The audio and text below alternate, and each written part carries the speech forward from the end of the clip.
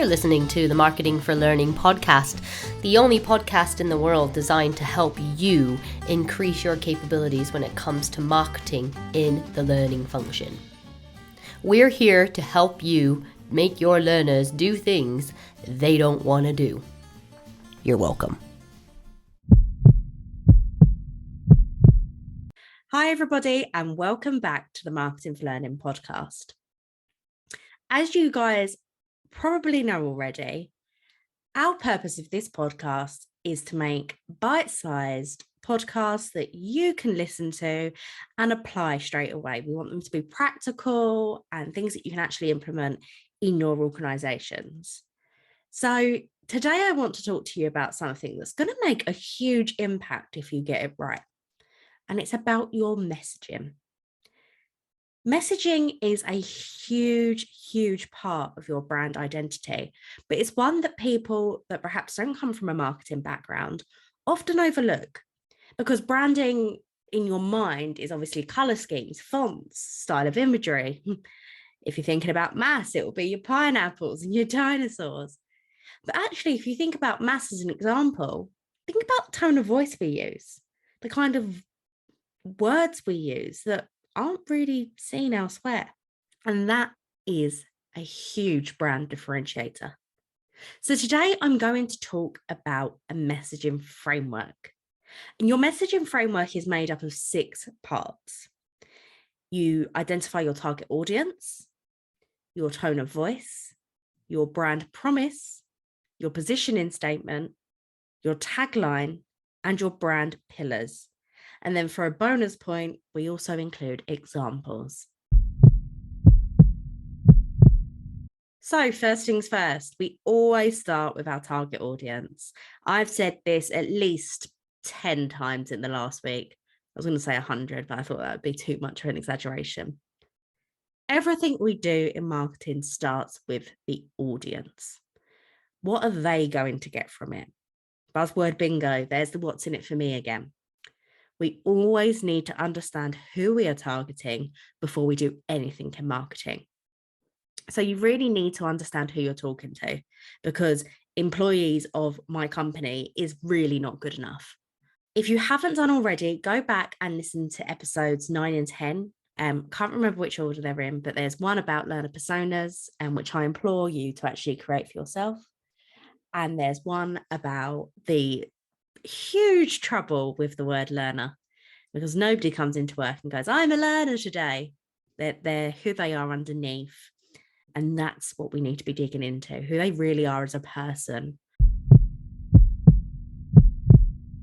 And then we move on to tone of voice. Tone of voice is always a fun one to discuss in L&D circles, because so many people fall for that corporate casual. You know, we're going to be stuffy and corporate, but we're going to chuck in a few little innits or wanners. And it just doesn't resonate with anybody, if we're honest. So your tone of voice needs to be about how you sound in your audience's mind. Firstly, you need to consider, does it need to be the same as your overall brand identity for your company? I'm going to say it doesn't need to be, because the chances are your external audience and your internal audience are 2 really different people. So you need to be thinking about the target audience again. You have a different audience, you probably need a different tone of voice. Are you a sucker for corporate jargon? Or do you absolutely never want to see it again? Do you want to chuck low-hanging fruit in the bin and leave it there forever? Make that clear in your tone of voice. A really good example of tone of voice is Uber. On Uber's app, they could say, we're a taxi company that you can order on your phone and we'll get you from A to B, and we'll tell you all about your driver. We'll tell you their name, their review, their license plate number, absolutely everything. And we'll give you all, and go on and on and on. All of their USPs, all the things that make Uber Uber.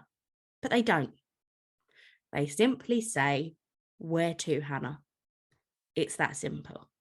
And in being that simple, they're telling me that ordering the cab is that simple.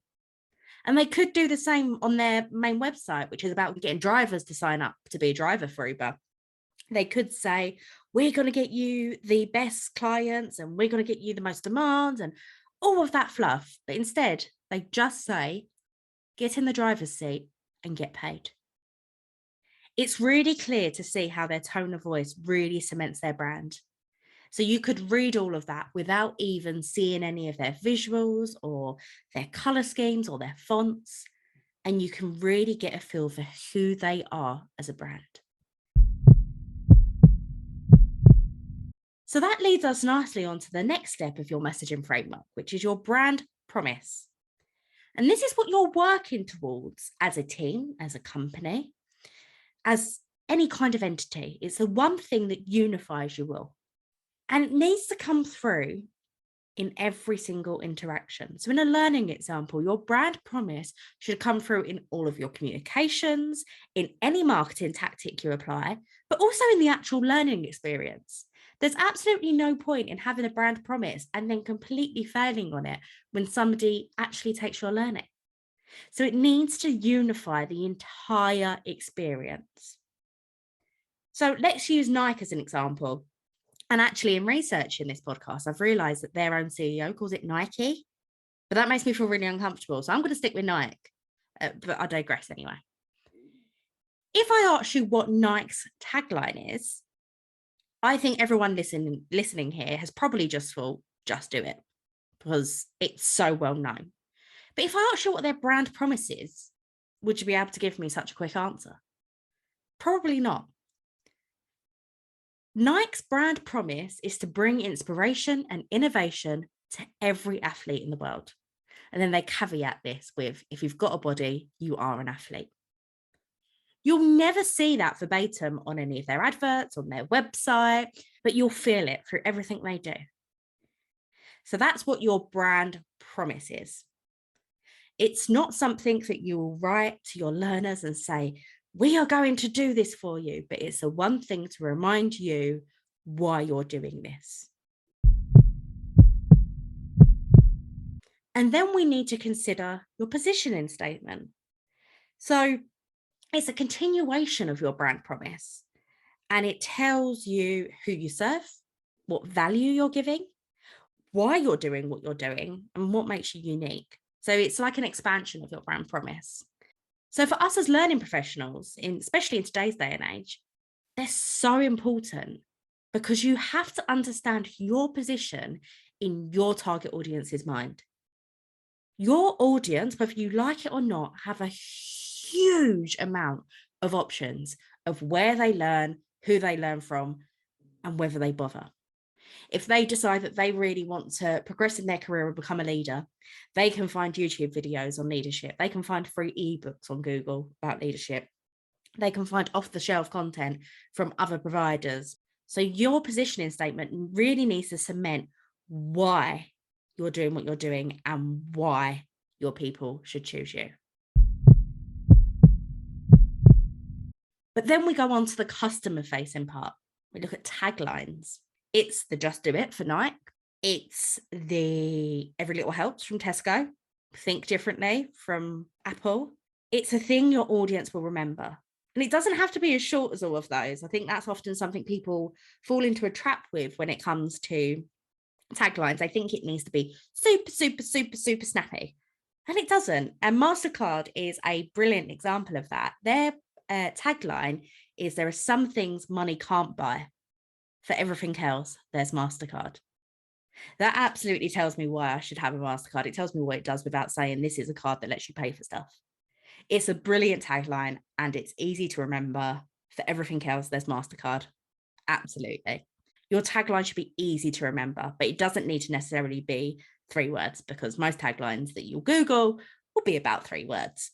But your tagline really needs to encompass who you are, what you're offering, your brand promise, your positioning statement, and sit in your learner's mind. So because this is quite a tricky thing to overcome in L&D, I thought I'd give you an L&D example from our lovely friends at Detcare Academy. So Detcare Academy are a free training solution for veterinary professionals. They've got a huge number of learners in so many different continents. And their tagline is, because better veterinary care starts with you.